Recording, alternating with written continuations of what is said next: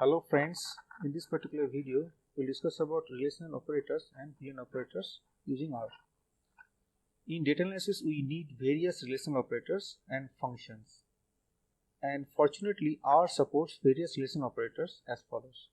Now basic relational operators are, we can write say less than, greater than, less than equal to, greater than equal to, not equal to. Now you can check one by one. So 3 less than 8, it is true. 3 less than 1, it is false. 3 greater than 1, it is true. 4 greater than 9, it is false. Now we can check 3 less than equal to 3, it is true. 3 less than equal to 8, it is true. 3 less than equal to 1, it is false. 5 greater than equal to 9, it is false. 5 greater than equal to 19, it is false. 5 is greater than equal to 1, it is true. 3 not equal to 9, it is true. 3 not equal to 1, it is true. Similarly, we can check 5 equal to 9, it is false. 5 equal to 5, it is true. Now, we'll see different Boolean operations like AND, OR, and NOT. Okay, so for NOT operation, we can check like this: NOT 1, it is false. NOT 0, it is true. NOT false, it is true. NOT true, it is false. Similarly, we can check 1 and 1, it is true. 1 and 1, it is true. 1 and 0, it is false. True and false, it is false.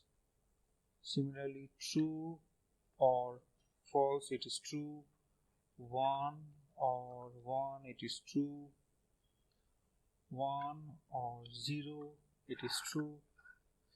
Now the question is, what is the difference between single AND and double AND? So, what is the difference between single AND and double AND? Similarly, what is the difference between single OR and double OR? Now, single AND and OR are vectorized version. It compares two vectors element wise and returns a vector of true and or false element wise. Now, double AND and double OR are the unvectorized version.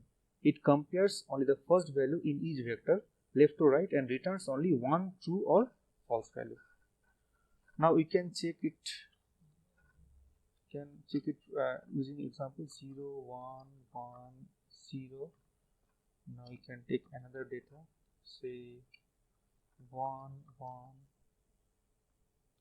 0, 0. Yeah. Now we can apply one by one. X and Y, it will return. So 0 and 1, it is false. 1 and 1, it is true. 1 and 0, it is false. 0 and 0, it is false.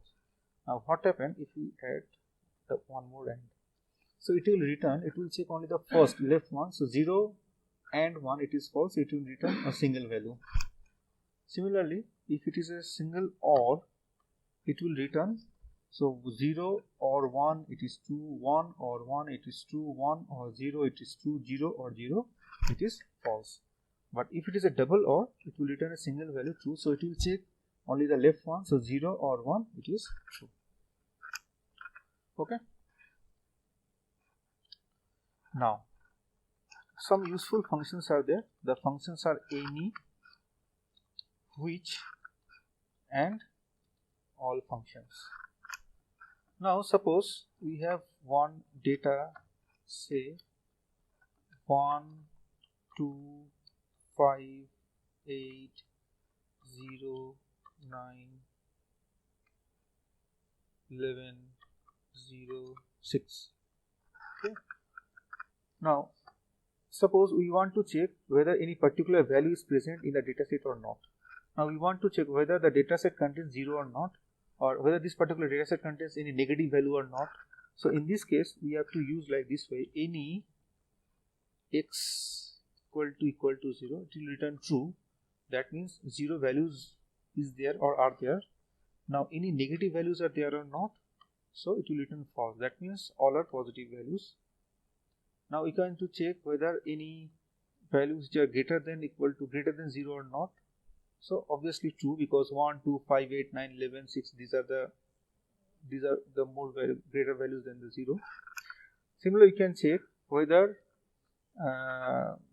this particular data set contains any even number or not.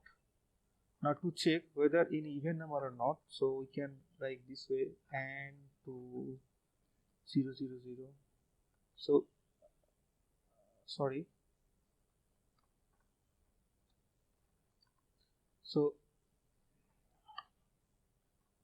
yeah, true, because so many even numbers are there. For example, 2 0 6.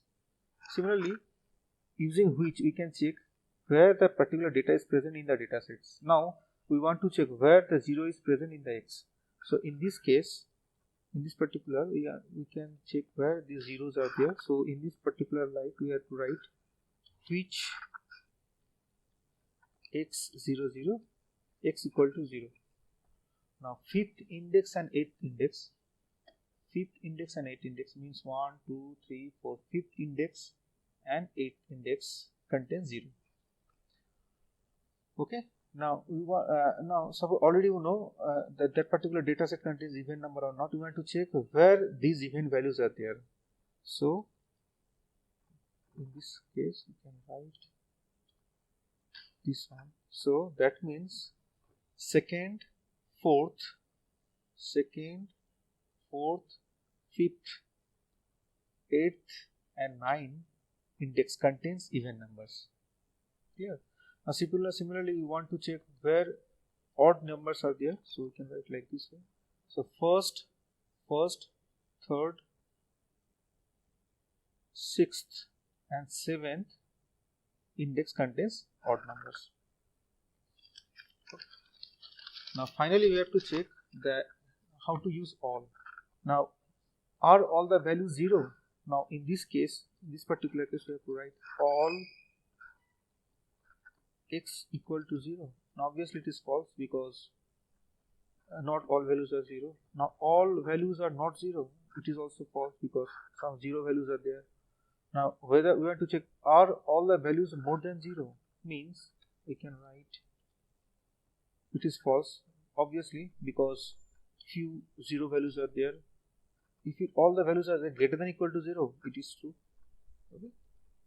So in this way we can use different relational operators, Boolean operations, and useful functions like any, which, and all functions.